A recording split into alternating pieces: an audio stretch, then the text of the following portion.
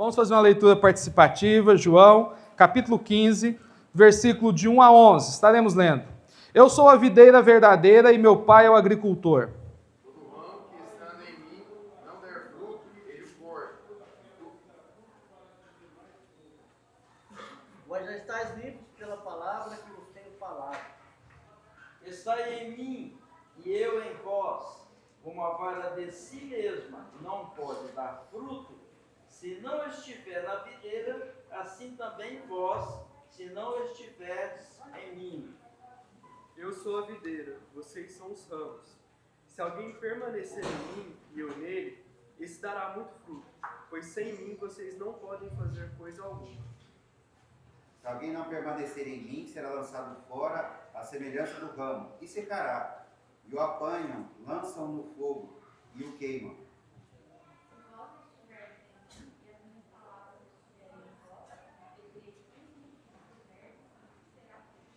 Isto é glorificado meu Pai, que dele fruto, que assim sereis meus discípulos. Como o Pai me amou, também eu vos amei. Depois permanecereis em meu. Se guardardes os meus mandamentos, permanecereis no meu amor, assim como também eu tenho guardado os mandamentos de meu Pai, e no seu amor permaneço. Tenho dito essas palavras para que a minha alegria esteja em vocês, e a alegria de vocês seja completa. Oremos.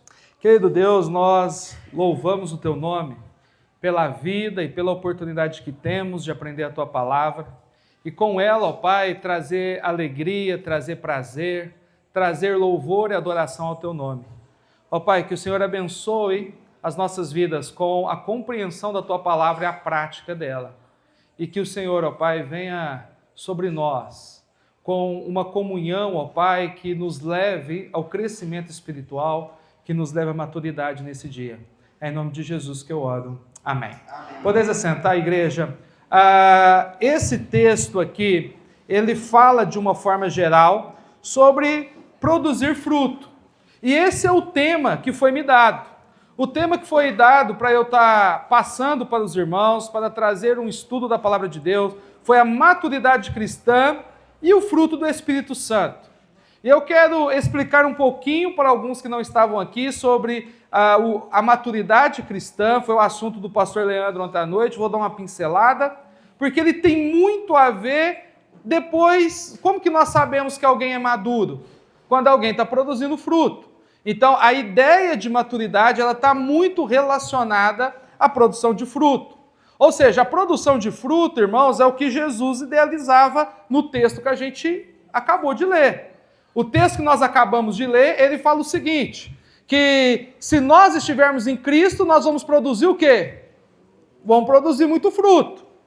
Então, ele vai criar toda uma ilustração aqui da agricultura, né? Tudo uma ilustração da natureza com um único objetivo, de levar os seus discípulos, os seus seguidores, a produzir fruto. E é isso que nós veremos aqui esta manhã. Então, o Espírito Santo, ele não é só uma questão do fruto do Espírito, mas a gente precisa entender que o fruto do Espírito é uma evidência que nós temos comunhão com Deus.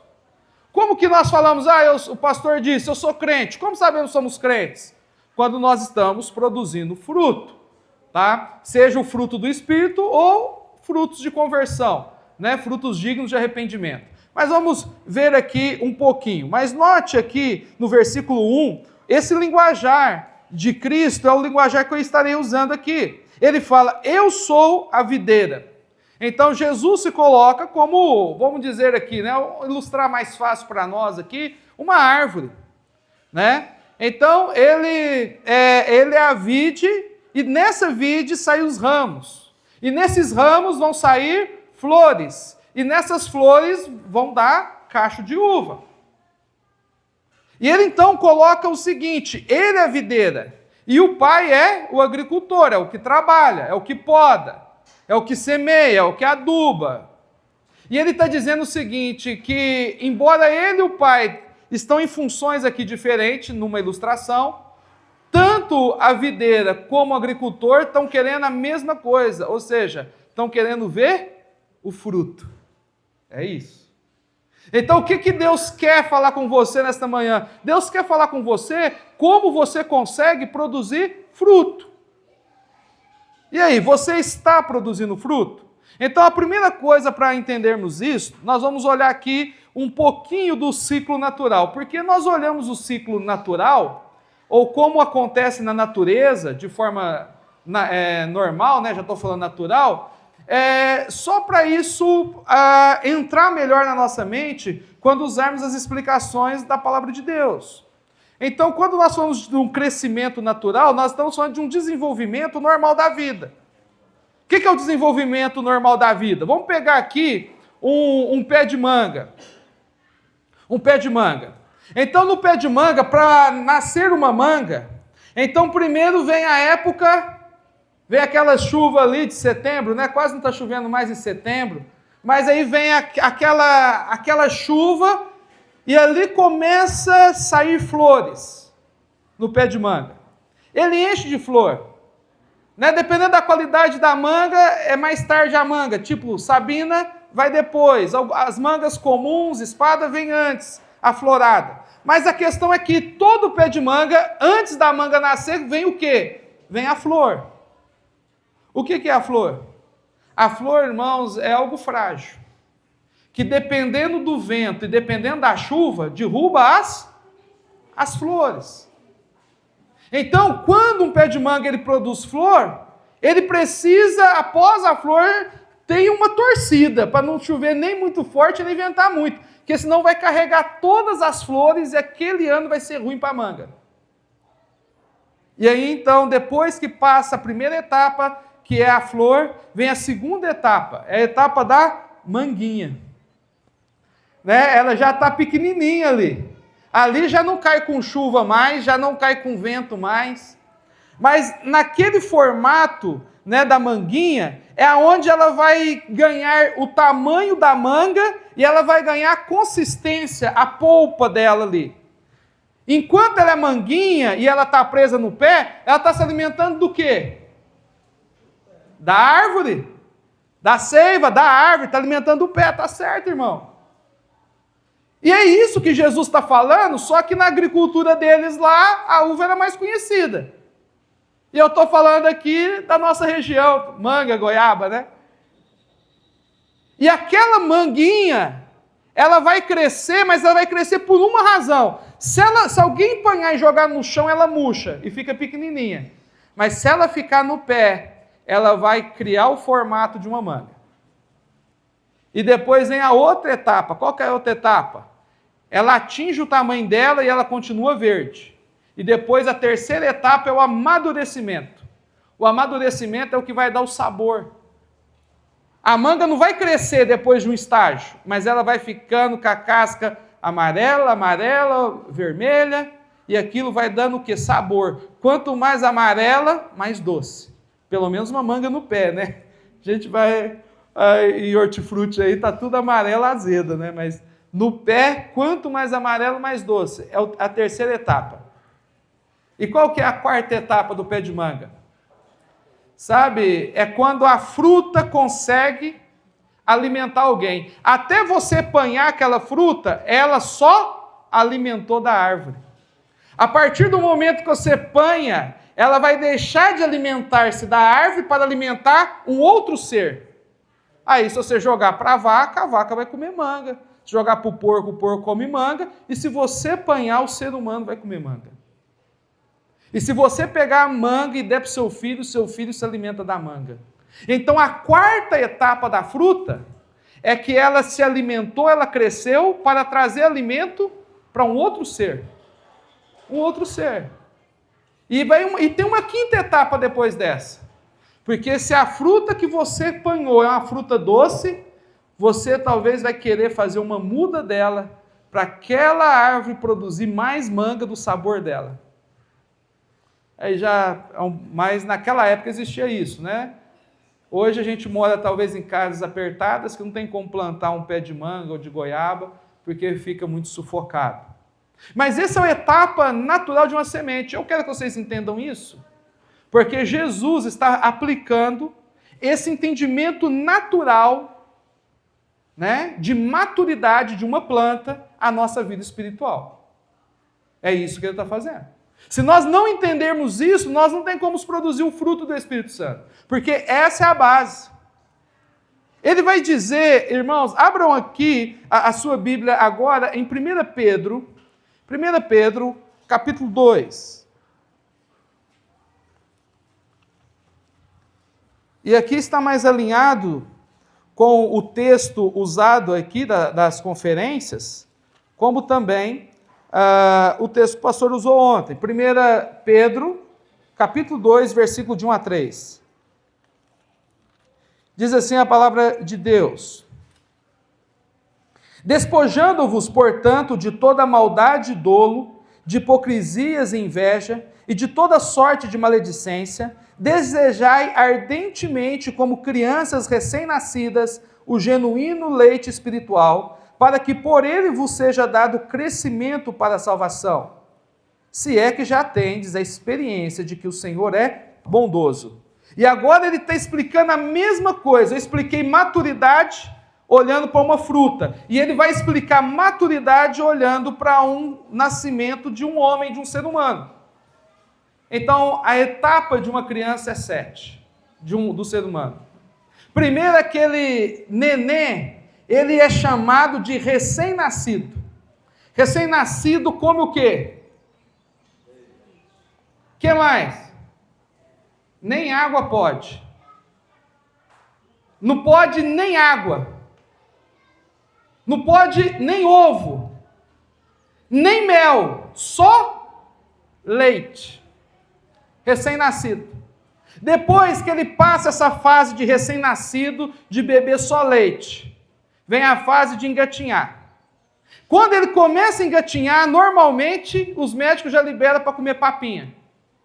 Você coloca tudo no mixer, no liquidificador, bate tudo, e aí então agora ele já engatinha, ele já pode comer uma papinha.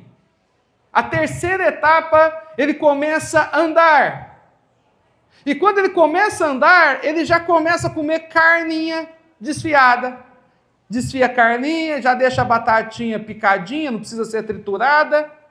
Você percebe o desenvolver de um crescimento humano? E aí vem na fase da adolescência. Né? Depois chega a adolescência. O que é a adolescência? É a transição. Transição de quê? É a transição de uma criança que era cuidada pelo papai e da mamãe, que agora ela começa a cuidar sozinha dela. Então a criança fala assim: mãe, descasca a laranja. Não, pode descascar você. Ô mãe, faz leite. Pode fazer você. E aí eles começam a ficar bravos. Eles começam a ficar aborrecidos. Mas você faz para o meu irmão menor. Não, mas agora é adolescência, é a transição. Alguém está deixando de cuidar de você para você começar a cuidar de você. Você já arruma seu quarto, você já dobra. E isto é adolescência. É uma transição, é um pouco confuso na cabeça deles. Depois da adolescência vem a juventude. O que é a juventude, irmãos? Juventude é quando a pessoa já começa a trabalhar e ela começa a cuidar dela. Então a pessoa já tem um salário, já não é o pai que precisa. Ixi, não vou contar isso aqui, vai atrapalhar eles. O pai já não precisa comprar o tênis, o pai não precisa comprar a camiseta, o pai não tem que comprar o relógio, o pai não tem que comprar maquiagem, o pai não tem que... Porque eles já trabalham e eles conseguem cuidar deles. Chama juventude isso. E depois da juventude vem o quê? Casamento. O casamento é quando pessoas se unem para cuidar dela e do outro. Esse é o processo da vida, que está meio bagunçado, né? Talvez vocês não estão entendendo, mas o casamento é o seguinte: quando um homem consegue cuidar dele, ele casa. Ele fala: não, já consigo cuidar de mim, já consigo comprar minhas roupas, agora eu vou casar para cuidar de mim e da outra pessoa. A mulher é a mesma coisa, ela já consegue cuidar dela, agora ela vai cuidar da roupa dela, ela já cuida da casa dela, ela vai cuidar da roupa dela e do marido. Você está entendendo por que está dando muito problema no casamento? Porque as pessoas não entendem que casamento é cuidar do outro. As pessoas acham que casamento é encontrar alguém para cuidar deles. Eles não acham que casamento é eles cuidar do outro. Mas o casamento na Bíblia é o seguinte: uma pessoa casada, ela cuida dela e do outro. Isso é casamento. Então isso envolve o processo de maturidade. E depois desse processo do casamento, vem o quê? Paternidade. E o que é paternidade? Paternidade é você fazer do seu filho um discípulo seu. É você pegar o seu filho, ensinar tudo aquilo que você sabe, para ele não cometer os erros que você cometeu. Então você vai pegar o seu filho, você vai educar, vai ensinar, vai fazer dele um discípulo seu, para ele não errar onde você errou. Para que o seu filho faça o ciclo tudo de novo. Aí aquele filho, você vai dar leitinho para ele, você vai dar papinha, você vai picar carne, você vai ensinar ele a cuidar dele, você vai ver ele cuidando dele, você vai ver ele cuidando da esposa dele, você vai ver ele tendo filho. E depois que ele tiver filho, ele vai cuidar de você, e você vai saber se você foi um bom pai ou não. Porque se você foi um bom pai, seu filho cuida de você. Se não, tem as casas de repouso aí para você ficar. A vida é assim. A vida é um ciclo. E é exatamente nesse ciclo que o apóstolo Pedro aqui está dizendo o seguinte: vocês já estão na idade de comer carne. Vocês já estão andando. Mas vocês não conseguem comer outra coisa sem ser leite. Esse é o contexto. Então, como que eu vou frutificar? Como que eu vou alimentar pessoas? Como que eu vou alimentar a mim mesmo? Como que eu vou ser uma semente, virar uma árvore e dessa árvore dar muitos frutos, se eu não passei da primeira etapa, que é a etapa ou de beber leite, ou é a etapa de eu ser manguinha no pé? Mas o problema, irmãos, é que na natureza, a gente passar por essas etapas é normal. O pastor falou ontem que à noite, a gente passar pela etapa do pão diário é normal. O problema é a gente estar 10 anos só com o pão diário. A gente lê talvez um versículo de devocional, ou meio capítulo de devocional, é normal. O problema é nós estarmos há 10 anos lendo meio capítulo, um versículo de devocional. O problema não é o que você faz, é a falta de progresso. O problema é a falta de crescimento. O problema não é o jeito que a sua vida é hoje, é a falta de meta espiritual, de você aprofundar a sua espiritualidade em Deus. Esse é o problema verdadeiro. Porque todo mundo hoje que está comendo carne, um dia tomava só leite. Sabe, todo mundo que está se deliciando com uma fruta, um dia aquela fruta docinha, ela foi só uma flor no pé. E aí vocês têm a semente de Deus dentro de vocês. Deus plantou a semente dele, e ele chama essa semente do Espírito Santo, que é o Espírito Santo da promessa.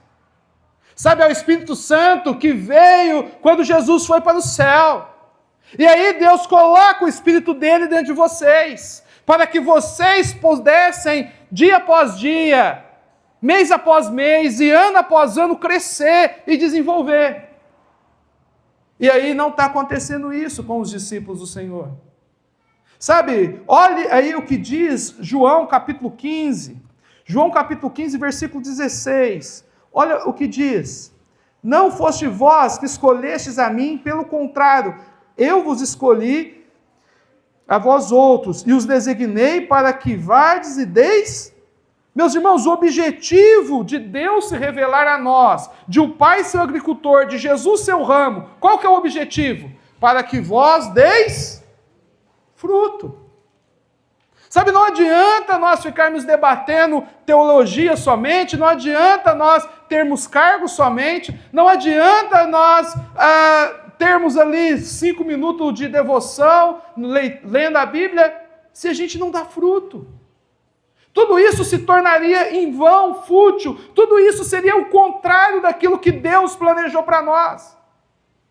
O objetivo é darmos fruto. Versículo 8 vai dizer a mesma coisa. Nisto é glorificado o meu Pai, em que deis muito fruto. Nossa, não é um fruto só. É muito fruto. E assim tornareis o quê? De quem? Então, você é discípulo de Cristo? Então, eu quero que você responda, não baseado na sua fé. Você é discípulo de Cristo baseado em quantos discípulos você já fez?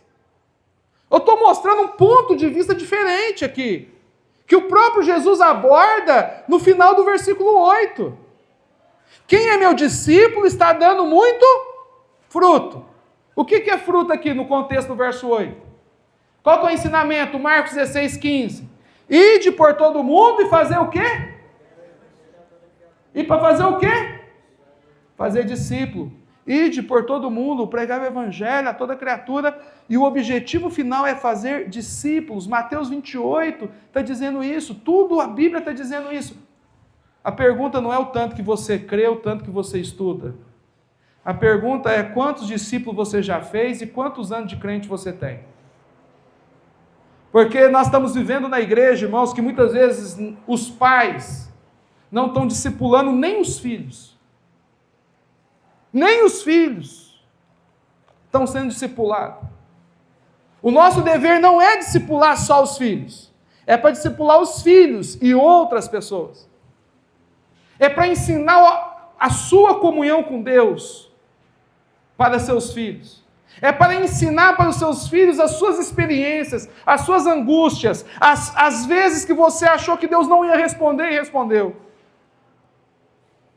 Eu quero que você entenda. Se alguém não dá fruto, não está ligado em quem? No ramo, que é Jesus. Sabe, pode ser duro, irmãos. Quem está no ramo? O ramo, ele é frutífero? Jesus é frutífero, sim ou não? Jesus fez discípulos, sim ou não, irmãos? Sim. Então, como que estamos ligados em Cristo e não temos? Irmãos, o pastor falou ontem aqui, nós somos salvos pela fé somente. Pela fé e mais nada. Mas a fé que Jesus teve no coração dele, produziu fruto na vida dele. E se você tem a mesma fé de Jesus na sua vida, ela tem que produzir fruto na sua vida. A salvação é pela fé, mas o fruto mostra quem tem a fé igual a de Jesus. Porque é a mesma muda. Meus irmãos, não tem como eu pegar a semente da mesma fruta e uma muda sai com boa e outra ruim, não. Tem várias árvores, boas e ruins, são de frutas diferentes. São de ambientes diferentes, são de estados diferentes. O clima é outro, a terra é outra. Mas se eu pegar da mesma fruta e plantar no mesmo clima e na mesma terra, vai sair igual. Vai sair igual. Ou sair tudo ruim ou tudo boa. Mas nós estamos falando de Cristo. Nós temos visto que o ramo dele é bom. Como é que eu sei que o ramo dele é bom? Porque Paulo estava no ramo dele. O apóstolo Paulo estava no ramo dele. Pedro estava no ramo dele. Tiago estava no ramo dele. E você está em qual ramo? Porque nós sabemos que o ramo de Cristo é bom. Olha as Escrituras. Meus irmãos, o ciclo, sabe, da nossa vida, a razão do porquê Deus nos chamou, ele vai dizer lá em Efésios capítulo 2, que pela graça sois salvos mediante a fé. Esse é o verso 8. Mas quando chega no verso 10, ele diz o quê? Que vocês foram criados em Cristo Jesus para as boas obras, para que andasse nela. Ou seja, o motivo da salvação é para vocês frutificarem para Deus. Então vamos lá para o texto convencional de frutificar, e aqui eu estou caminhando para fechar os pensamentos, a conclusão aqui. Gálatas capítulo 5. Gálatas capítulo 5 talvez era o texto mais provável, né, que os irmãos pensou que eu iria desenvolver aqui. Mas Gálatas capítulo 5, falando sobre o fruto do Espírito Santo, o contexto aqui do versículo 19 para frente, ele fala dos frutos da carne. O que é o fruto da carne? É o fruto de quem não tem o Espírito Santo dentro dele. Então não é chamado aqui de frutos, porque fruto na Bíblia é algo positivo. Então ele coloca obras na carne. Então quem não é habitado pelo Espírito Santo vai estar produzindo o 19, o 20 e o 21. Essa é a parte negativa. Né? Então seria um fruto podre aqui, né? Que é o fruto da carne. Mas quando chega no versículo 22, ele começa a falar de quem tem experiência com Deus. E ele vai debater aqui no contexto a diferença de alguém que tem experiência com Deus e alguém que fala que tem experiência com Deus. Olha aqui. Mas o fruto do Espírito é. E agora ele vai falar 3. Agora, note aqui, existem 9 palavras. Eu sei que é o beabá que eu vou ensinar, mas os irmãos têm que entender o seguinte. Existem 9 palavras aqui para descrever o que é o fruto do Espírito. Entende? Não é 9 frutos. É 9 partes de um fruto. A gente imagina uma mexerica. Uma mexerica tem vários gomos que compõem uma mexerica. Aqui são 9 partes que compõem quantos frutos? 1. Porque existe uma semente de Deus, que é o Espírito de Deus, que nós chamamos de Espírito Santo. Então não é 9 frutos de Deus, é um fruto de Deus que manifesta de 9 formas. E ele vai dizer que as primeiras 3 é o relacionamento nosso com Deus. O que produz o relacionamento com Deus na vida de uma pessoa? Então alguém leia aí para mim, o fruto do Espírito, qual que é? Os 3 primeiros. Amor, alegria e paz. Meus irmãos, o que Deus traz? Jesus veio derrubou a parede que fazia o que com nossa alma? Inimizade. A Cristo nos trouxe o que? Paz. É isso. Se você ler a Bíblia, se você ler os Evangelhos, né, no mundo tem aflição, em Cristo eu tenho paz. Então, o que é relacionamento com Deus? É você sentir com Deus paz, amor e alegria. Você sente isso com Deus? Porque se o Espírito Santo mora dentro de você, se você diz como Paulo, não sou eu quem vivo, mas Cristo vive em mim, e esse viver que tenho na carne, eu vivo pela fé no Filho de Deus, que muito me amou, eu estou falando de sentir paz, alegria e amor. O Espírito Santo nos faz sentir isto na presença de Deus. E depois ele vai falar mais 3 palavras aqui. Longanimidade, que é paciência. Benignidade, que é pensamentos bondosos. E bondade, que é o ato de ajudar alguém. E ele diz que esse rege o nosso relacionamento com o próximo. Quando o meu próximo está irado, o que ele precisa de mim? Da minha paciência. Quando a minha esposa está brava, o que eu faço? Fico caladinho, até passar. Então, no meu relacionamento com o próximo, eu preciso ter paciência. Pastor está bravo, hoje vou ficar caladinho. Meu filho está bravo, hoje, amanhã eu pego ele, mas hoje eu vou ficar quietinho. Né? Então, no relacionamento com o próximo, eu preciso ter paciência, eu tenho que ter pensamento bondoso. O que é pensamento bondoso? Para quem é impuro, tudo que pensa é. E para quem é puro, tudo que pensa é coisa boa. Irmãos, eu vou pensar do meu próximo coisas boas. Agora, se eu ver, aí é diferente. Mas enquanto eu não ver, eu vou nutrir pensamento bondoso. Então, relacionamento com o próximo. Eu preciso ter longanimidade, paciência longa.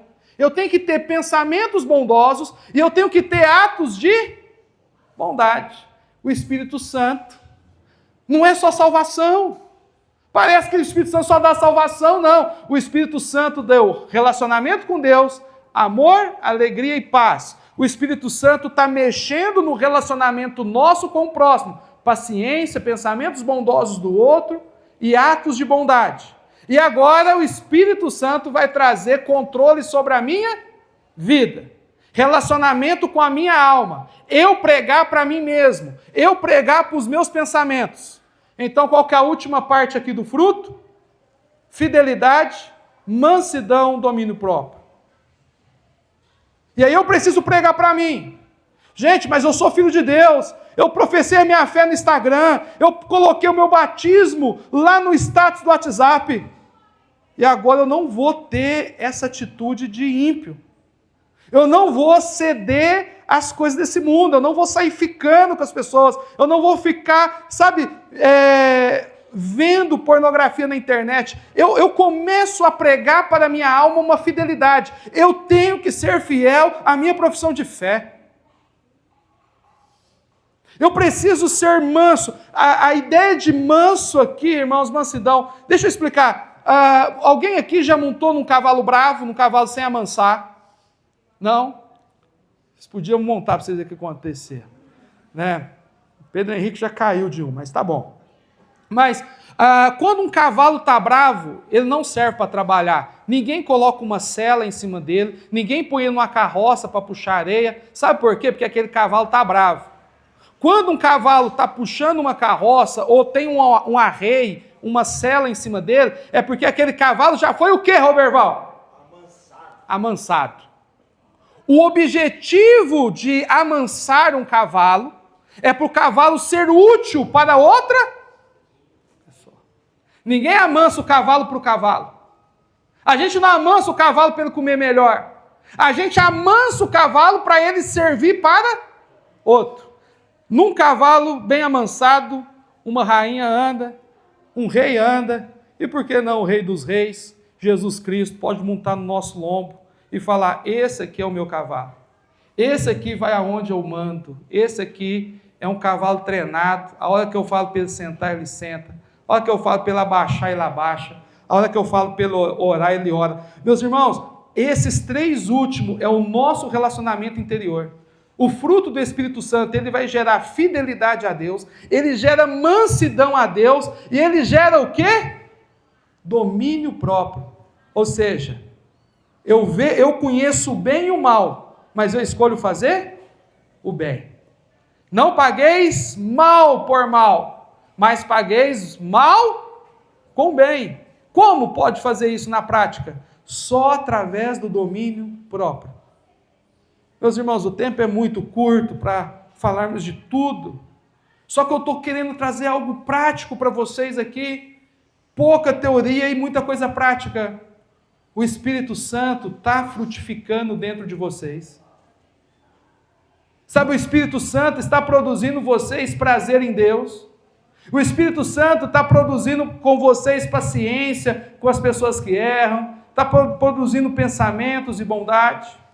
O Espírito Santo está fazendo você pregar para você mesmo, para você ser fiel a Deus, mesmo que as pessoas não são, para você ser útil, manso nas mãos de Deus, mesmo quando muitos não são. O Espírito Santo está falando o seguinte, o errado está facinho, e o certo está difícil, mas faça o certo. Domínio próprio. Relacionamento com Deus, com o próximo, e o relacionamento com a minha alma. É o que diz o fruto do Espírito. Meus irmãos, para produzir fruto, precisamos ter a semente de Deus. Deixa eu explicar algo.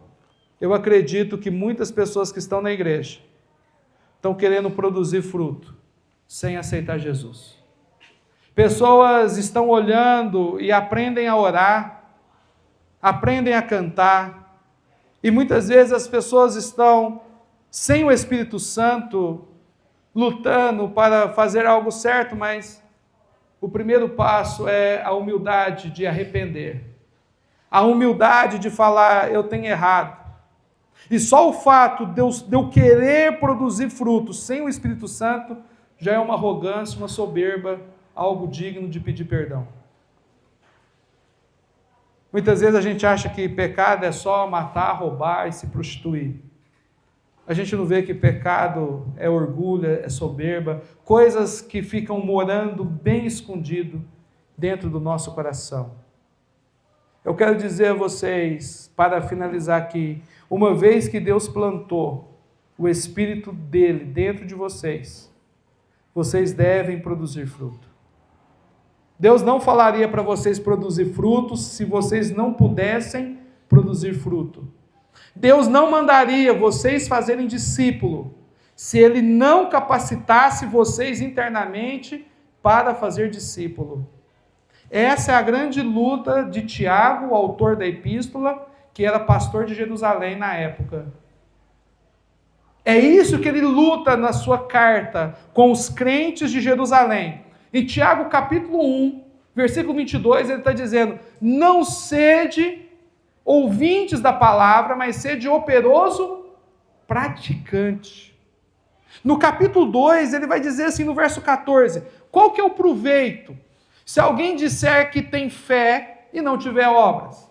O que adianta algum irmão estar carecido de alimento cotidiano, precisando de comida, de roupa, e você falar, vai em paz, Deus te abençoa, sendo que você é o instrumento de Deus abençoar pessoas? O que adianta? Alguém te pediu uma marmita, você está cheio de comida na despensa da sua casa, e você fala não para uma marmita. Você fala, eu vou orar para Deus arrumar um irmão de outra igreja e te dar uma marmita. Você é o irmão da outra igreja. Talvez alguém já orou para você dar aquela marmita. Meus irmãos, fé salvadora não é fé que crê somente. É fé que crê e que faz. E é por isso que Tiago vai dizer, no capítulo 2, verso 17, me mostra a tua fé sem ação, que eu com as minhas ações vou te falar que o Espírito Santo mora em mim, que o Espírito Santo frutifica em mim. Obra não salva, mas obra revela aonde o Espírito Santo está trabalhando. O Espírito Santo trabalha dentro de nós. Meus irmãos, porque trabalhou dentro de Pedro, de Paulo, de Jesus, só não vai trabalhar dentro de nós? Trabalhou na vida de um tanto de pregador, de Moody, trabalhou na vida de Tozer, trabalhou na vida de um tanto de gente, e nem nós não. John Wesley, Moody, Spurgeon, trabalhou na vida de Walter Field, Jonathan Edwards, trabalhou na vida dos missionários na China, trabalha na vida dos missionários na África, dos missionários no Índia, e nós não. Está todo mundo com o Espírito Santo fazendo discípulo, e nós não. Eu quero dizer a vocês, o Espírito Santo trabalha dentro de nós para depois trabalhar na nossa vida externa. Eu quero dizer que lá na igreja Emanuel, nós estamos tendo algumas experiências maravilhosas lá. E essas experiências, irmãos, é exatamente esse trabalhar do Espírito dentro de nós lá. E eu não falo da Emanuel como se não tivesse na de vocês aqui. Mas eu quero dizer o seguinte, nesses tempos que eu tenho lá como pastor na igreja Emanuel, eu tenho visto jovens usando a rede social, Instagram, WhatsApp, para postar versículo.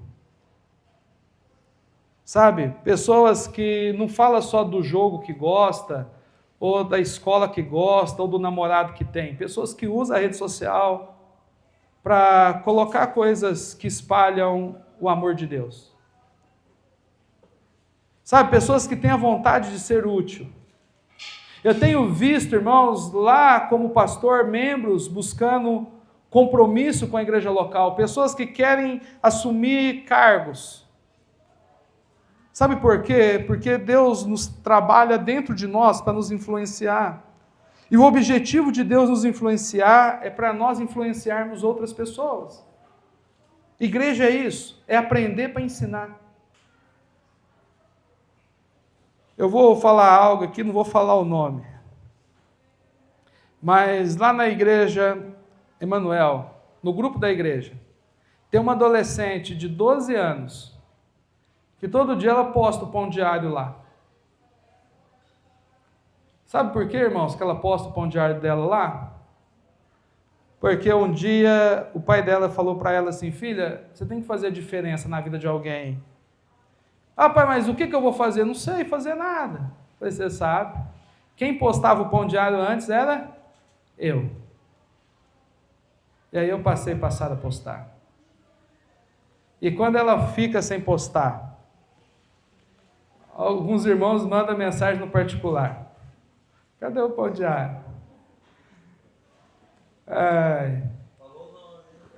Falei o nome, né? Não aguentei. Mas tem uma outra lá. Tem uma mais velha agora. Tem uma jovem de 15 anos lá. Agora está com 16, mas com 15 anos ela começou a postar a leitura anual da Bíblia. Lá em casa. A minha filha, Sara, de 13 hoje, a Esther, 16. Começamos a ler a Bíblia inteira no ano. E, meu irmão, a Bíblia não gera espiritualidade, ninguém é melhor do que o outro porque lê a Bíblia. Só que o dia que o Espírito Santo quiser usar, a Bíblia está dentro. E o ano passado, tinha, talvez, que me falou, umas 6 pessoas, tirando a minha família, que estavam lendo a Bíblia inteira no ano. Esse ano, já tem 15. A igreja tem mais de 40, mas tem 15 lendo a Bíblia inteira no ano. Sabe o que é isso, irmãos? É a gente ver que, talvez a gente pensa que fazer discípulo, que dá fruto, é arrumar uma mala e ir para o meio da Amazônia, virar um pastor ou um missionário. Não. Sabe por que eu estou contando isso? Para você entender que você tem acesso a tudo, só que você não gasta tempo pensando. Você acha que para ter fruto tem que ser um pastor ou tem que ser um diácono? Não.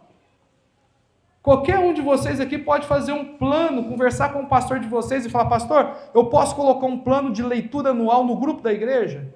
Se ninguém fizer, está lá todo dia. Deixa eu falar, esse ano conversei com o William. O William está aqui? Então eu vou falar, porque ele é muito vaidoso, fica inchando muito, eu não falo perto dele. Né? Mas o William, a esposa dele não vai contar para ele não. Mas o William, irmãos, ele assumiu esse ano agora, em janeiro, como líder de homens lá, da Igreja Emanuel. E nós sentamos, eu falei assim: William, o que é para fazer? E ele compartilhou as ideias, eu compartilhei outras. Nós temos 30 homens no grupo da igreja lá, talvez um pouco mais, não sei se é 38. 38 homens no grupo da igreja.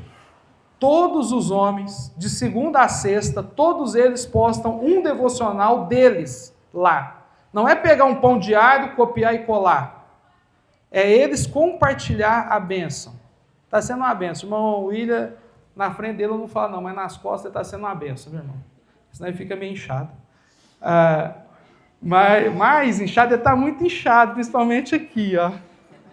Mas assim, o que eu quero dizer é o seguinte, irmão: você tem 38 homens preocupados em passar um devocional para o outro. Isso é obra do Espírito Santo. Isso é obra de oração. Eu estava conversando com os diáconos. A gente tem um grupo da igreja lá. A gente tem 4 diáconos em Uberlândia e um pastor. E o plano é, de segunda a sexta, cada dia um diácono põe um devocional no grupo geral da igreja. Porque não é líder espiritual? Mas líder espiritual que não faz nada igual aos outros? Não vai. Quem vai respeitar um líder que não posta um devocional?